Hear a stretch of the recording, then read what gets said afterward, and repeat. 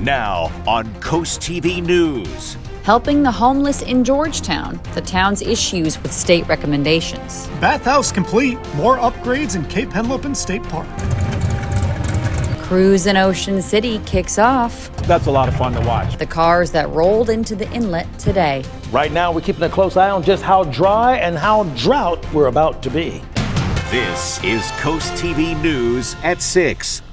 Regulating supportive housing like this in Georgetown. Good evening. I'm Madeline Overturf. And I'm Charlie Sakaitis. Welcome to our news at 6. Our top story tonight, a state group recommending changes to Georgetown for how to handle housing for homelessness.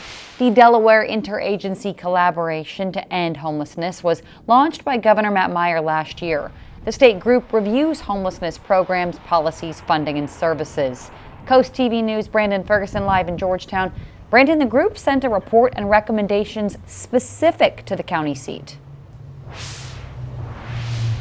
Maddie, group members were not satisfied with most of the state's report. Committee members say recommendations from the state did not focus in on alcohol and drug use in supportive housing. And if you didn't know, supportive housing are places like the Sober Living here in Georgetown and the Pallet Village. However, the group did like the state suggesting that places like the Pallet Village and other supportive housing programs coordinate and share info with each other so people can't just jump from program to program. One member said Georgetown is the perfect place to be homeless because of all of the services in town. Maybe approach them, ask them if they need help every day, every hour. Instead of giving them money, is there anything else I could do to help you? Kind of approach them in that way. The Supportive Housing Issue Committee meeting today did just wrap up here at the Circle. The committee made it very clear that they're happy the state is giving their input on supportive housing here in Georgetown, but they recognize that any change at a state level will take much longer than any change that can be made here locally in Georgetown. So they will take what the state said into account and then put that in front of the Georgetown Town Council. Live in Georgetown, Brandon Ferguson, Coast TV News. Back in September, the Supportive Housing Issues Committee was created. The group was tasked with reviewing Georgetown's 42 supportive housing facilities and how they're being used. Town council members said the goal was not to add more supportive housing, but to better understand what already exists and how to better that housing. This brings us to our Coast TV poll. We want to know, what should Georgetown prioritize in addressing homelessness? Let's take a look at the updated results. And again, if you want to vote, the bottom screen, there's a QR code there. Just scan it. 52% say job programs.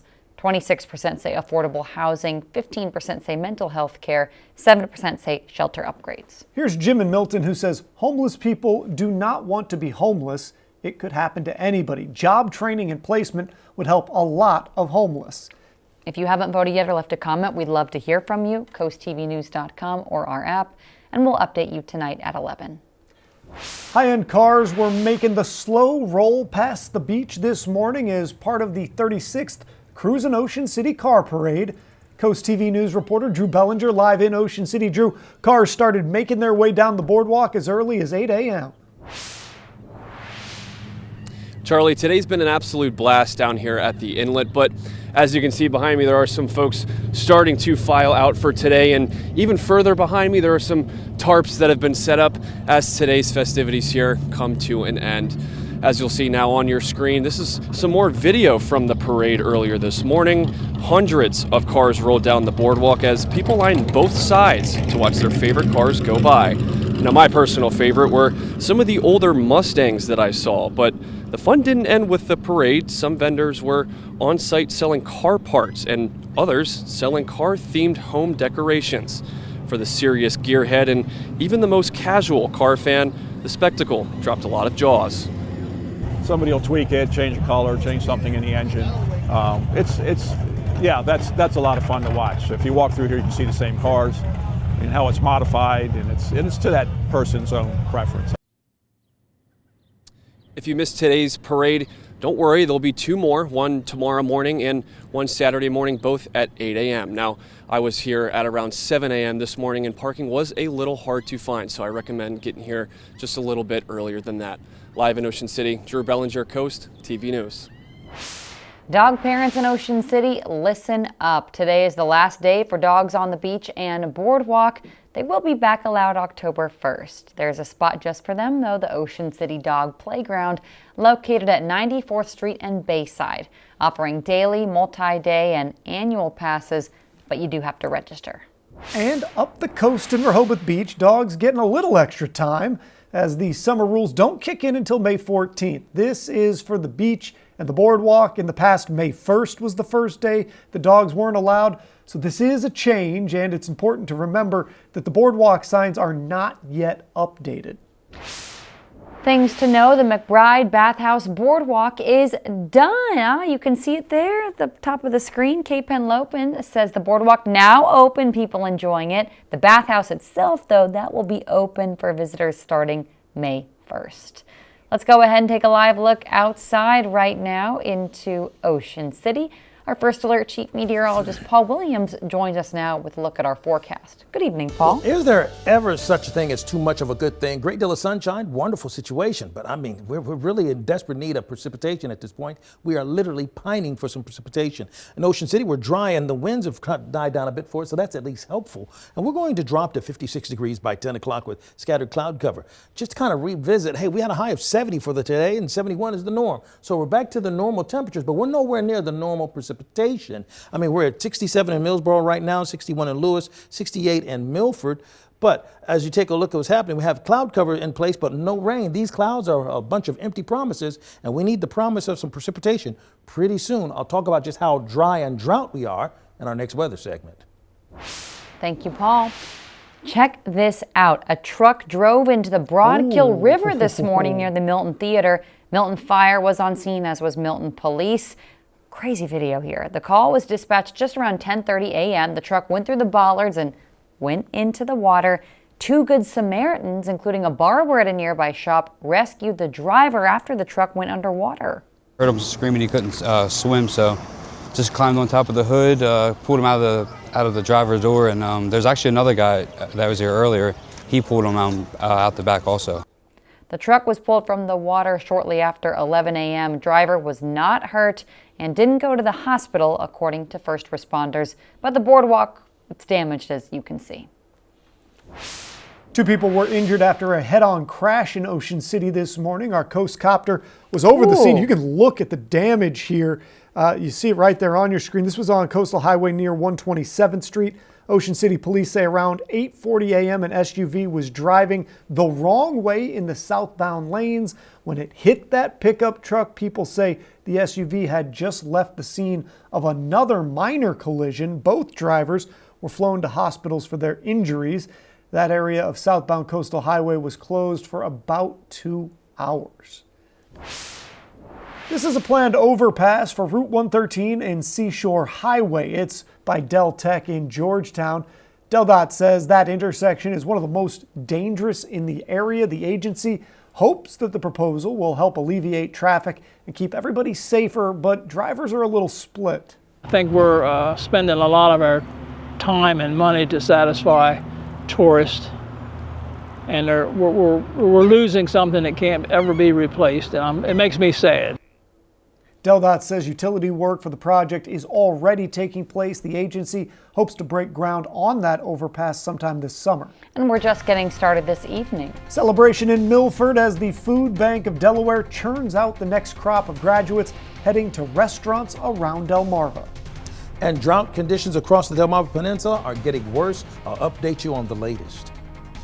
But first, honoring a historic team in this week's Coastal Connections.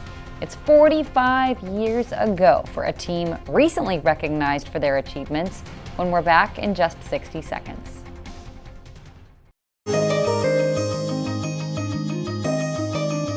In the late 1970s and early 1980s, the bond of young athletes from Dagsboro, Frankfort, and other small communities became part of something big, and it unified the people in southern Sussex County. Recently, they were honored for what they did, and in this week's Coastal Connection, we look back to a very special time for Indian River High School. This is, going to the gym or leaving the gym, but going back to class, back into the high school. So this is called the tunnel. Fun place. fun place. The place at the time was the Indian River High School. It's now John M. Clayton Elementary School in Frankfort. And this literal walk down memory lane for Matt Spence brings him back to his senior year in 1981. We did something that most schools would never do. You went back-to-back. The back-to-back were state basketball championships, 1980 and 1981. Add to that 8 consecutive Henlope and South titles, and there was a dynasty taking place in Southeast Delaware. In mid-April of 2026, Spence's teams were inducted into the Delaware Afro-American Sports Hall of Fame. It's just a huge accomplishment. It's just a good honor. I really appreciate it, and I just, we've earned it. Spence's contributions earned selection to the Blue Gold All-Star Game, which is quite an accomplishment when you consider his basketball experience covered only a couple of years. Actually, I never picked up a basketball until I was in the 6th grade. But once I started playing it, I said, you know what, I want to master this game and I want to be real good at it. If Spence was real good, his teammate Charles Rain was great. The 2-time first-team All-State player averaged over 18 points and 14 rebounds his senior year. This now empty gym is where Spence, Rain, Chris Shelton, Kevin Garrison, Jose Turlington, Donald Sturgis, Rudy Thomas, Nikita Farlow, Darnell Phillips, they all became part of Indian River basketball lore. That's the 1981 team. It was standing room only. Trust me, it was standing room. The doors was locked. Those were the entrance doors. The doors was probably locked at 7 o'clock. So, people wanting to get in just to come see us play, man. It was great. It was great. Greatness that 45 years later is now forever enshrined. For Coast TV, I'm Matt Pensick.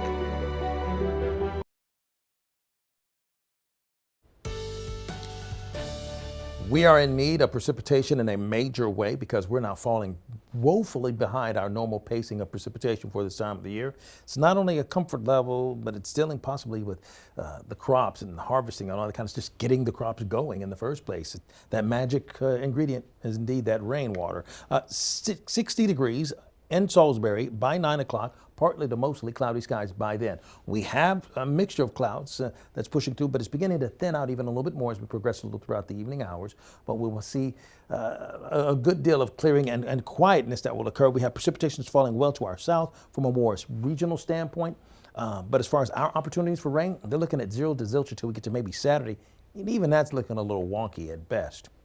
It's 68 degrees in Georgetown, as well as Laurel. We're at 69 degrees in Gumboro, Salisbury, and in Del Mar. Now, we will drop to like 43 degrees, generally speaking, throughout most of the Delmarva Peninsula, 44 for Bethany Beach, Ocean City, and 45 in Wallops Island. Now, we're warmer now. We're up 9 degrees warmer now to 11, actually, than we were just 24 hours ago. So you add more heat, we've had breezy conditions, and we've had a woefully low amount of moisture in the atmosphere. The dew point temperatures, which is a measurement of the moisture content in the atmosphere, 36 for us in Georgetown and 37 in Salisbury. Now, that's very dry, particularly when you have temperatures in the 70s. The bigger the gap between the air temperature and the dew point temperature, the drier the air. So we were near 70 and in the 60s now. We're at 36 right now in Georgetown. Now, the dew point trend for the past week has been dry, bone dry, the bottom line. And we're going to stay at that bottom line all the way till we get to maybe Tuesday. Then we start clicking a little bit better as far as the dew points are concerned. In fact, as we take a look at the forecasted dew points, giving us a feel as to how dry it's going to stay, you can say we're in the 30s, 40s, 46, about as warm as we get. Then we go right back into the 30s in the afternoon, and even throughout the overnight period, we're still in the 40s. So the atmosphere is dry, and then the precipitation is drying up because we're nearly 2 inches shy for the month alone, and then 2 and approaching 2.5 as far as the entire year is concerned. Then we have the latest update on our drought monitor, and it turns out now we're at moderate drought for the majority of the Delmarva Peninsula and severe drought, Chrisfield, Chincoteague, and the most southern tip of the region. And the winds are pushing out of the northwest for tomorrow with 62, for example, for the high in Rehoboth. So you take a look at Friday going into Saturday. Saturday, we have an outside chance for a sprinkle, and it's only in the early morning hours. It's in and it's out before we can even really take a good look at it. And the rest of Saturday, we're looking pretty clear. So our precipitation on Saturday at 61% is looking weak at best because that storm system that would bring some rain our way, watch this, it's just going to pass on by and really not give us a real hit. Here's a look at your 7-day forecast. Thank you, Paul. Just in time for the summer boom at Delmarva restaurants. There is a new crop of young folks ready to tackle the food industry.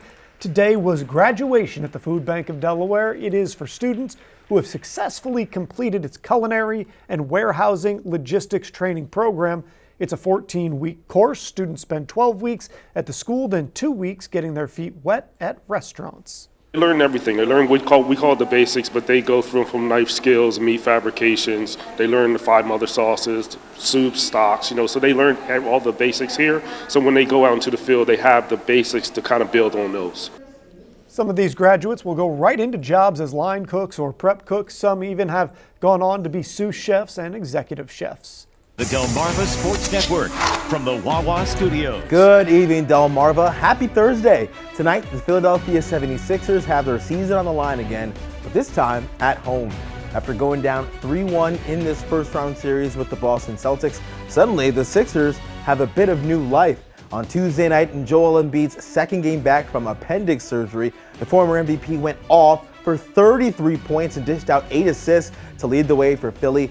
Embiid's boy Tyrese Maxey was also huge, adding 25 points and 10 rebounds, but the Sixers also held every starter not named Jason Tatum or Jaylen Brown to single-digit scoring. But now with their backs against the wall again, the Sixers will try to force a Game 7, and in doing so, could set themselves up to do something the franchise hasn't done since 1982, and that's beat the Boston Celtics in a playoff series. Now, take this how you'd like. The last time Joel Embiid played a Game 6 at home, he scored 39 points and grabbed 13 rebounds, albeit in a loss, but he did his part and showed up. The Sixers will likely need a performance like that again to keep their postseason hopes alive. And also make sure you tune in to the final score tonight to see how everything unfolded from Game 6 in Philly, and of course, tons of other action from around our area happening today. That'll do it for sports. Have a great night, everyone. We have a lot of good news to share with you in our Feel Good Friday newsletter. A brand new Coast TV quiz. If you take it, you could win some swag. You can learn more about our Bob He's tending to his lemon trees. Fun for our gardeners there.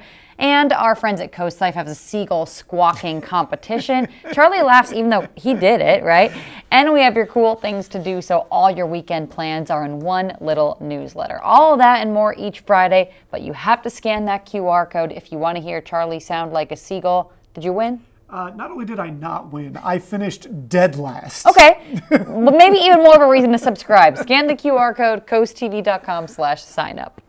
So in Ocean City, we're at 56 degrees right now, and we're going to drop to about 54 by 9 o'clock. Limited cloud cover over us at this present time. We do have a small craft advisory active along the portions of the Chesapeake Bay area. Our umbrella giveaway winner is Lawrence Del Rosario of Millsboro. Congratulations, courtesy of Paul Davis. And you can keep up with your forecast by calling our weather line, sponsored by the law offices Brockstead, Mandalis, and Federico.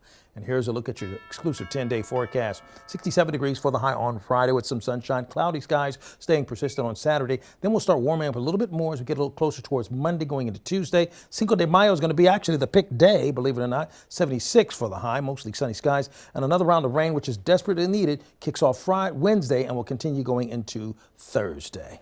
All right, Paul, thank you. And thanks for joining us here for Coast TV News at 6. For more news, more local weather, download our Coast TV News app. The NBC Nightly News is up next. And of course, we'll see you later tonight for Coast TV News at 11. Have a great evening.